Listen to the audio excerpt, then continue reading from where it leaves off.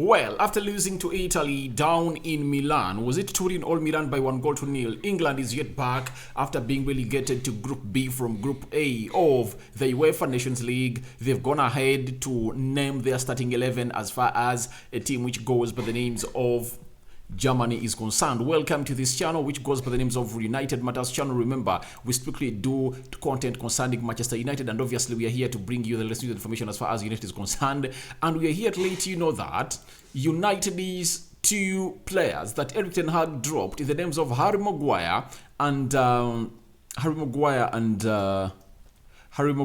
Luke Shaw have started in their game against Germany. Remember, this group is really so much tricky and taken. England has almost lost every game. They last scored a goal from open play and not a set piece like 6 months back, and they're here to let us really know that they can really get back to winning ways. But remember, Southgate is really under a lot of pressure that is being piled onto him, and he is trying to go ahead and really beat Germany. When he beats Germany at Wembley today, obviously things will change and go his way, but if at all he doesn't, things won't really continue going his way. A lot of pressure will be accumulated onto him. With a system of 3-4-2-1, he has gone ahead to name his starting 11 of England as you see it onto the team sheet. Nick Pope, Reece James, Luke Shaw, John Stones, Eric Dyer, Harry Maguire, Declan Rice, Jude Bellingham, Harry Kane, Raheem Sterling, and Phil Foden. That is the starting 11 of a team which goes by the names of England, as the second side which goes by the names of Germany, and this is how they're really going to go on and really line up. They're going to be having Nick Pope, meaning that Aaron Ramsdale has not gotten his chance to start into this game of football because Nick Pope looks like he's the second choice goalkeeper after Jordan Pickford, who is linked to Manchester United, a story that I really felt that it is really lacking loads of depth and information on it. United can't go in for Pickford amongst all goalkeepers. They rather stay with Dean Henderson. They also don't rate him highly. Then John Stones playing on the right side of the central defense, Harry Maguire playing on the left side of the central defense, Eric Dyer playing in the center of the three central defenders of Stones, Maguire, and him. Then Reece James playing as a right wing back, Luke Shaw playing as a left wing back, Declan Rice playing as a central defensive midfielder or playing a single pivot, Jude Bellingham obviously playing as the attacking midfielder in there for you, the central attack midfielder, or it's a double pivot. Then Phil Foden playing on the right attacking side of the midfield,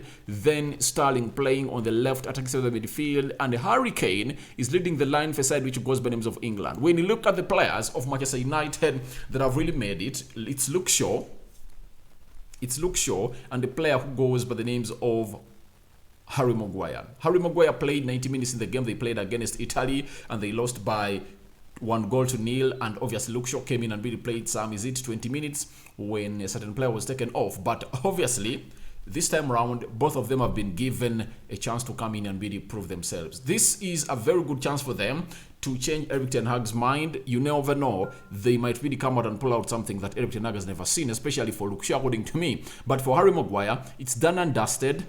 Rafael Varane never played yesterday. He's returning to Manchester and injured and fully fit. Lisandro Martinez is also going to return to Manchester United after playing, I think, tomorrow for the Argentinian side. He's returning, and obviously Harry Maguire has no position into the starting 11 of United as we're playing a team which goes by the name of City. The same applies to Luke Shaw, but for Luke Shaw's chances to go ahead and really start a Premier League game ever since we lost to Brentford by 4-0, I think those chances are not far if at all he goes ahead to really show the coach that I'm really good in there for you. One thing he should really improve on is the way he really defends, and secondly, on how he acts in tight spaces when the ball is passed to him, because Malacia has the intensity, he's fast, and he never gives up. He never says die. So Luke Shaw, that's the problem he's really having, and he has to go on and really address that. If he does not address that issue, I don't believe he'll make it the starting 11 of United again into the Premier League, especially in this game of football when United is going to go ahead and replay a team which goes by the names of Man City over the weekend. But in this game against Germany, it's a game of big magnitude. If Luke Shaw really puts up a very superlative performance, obviously he might give Erik ten Hag a second thought, because Erik ten Hag gave him a go ahead of Malacia in the starting 2 games of the season. He knew that Malacia was going to come in and start to play into the UEFA Europa League and then develop into a player who is going to play into the Premier League. But obviously, when he really put up a very bad performance, that is Luke Shaw, obviously the manager said, no way, let me get in Malacia. And ever since Malacia came in through, and that back four of United of Malacia playing as a left back, Diego Dello playing as a right back, then Lisandro Martinez and Rafael Varane playing as central defenders, things have totally changed for Manchester United. Ever since that back four has started, no match has been lost by Manchester United. Let me tell you this, we've been winning all the games, and we are here to let you know that maybe if at all they start like that against a side which goes to Man City, we are really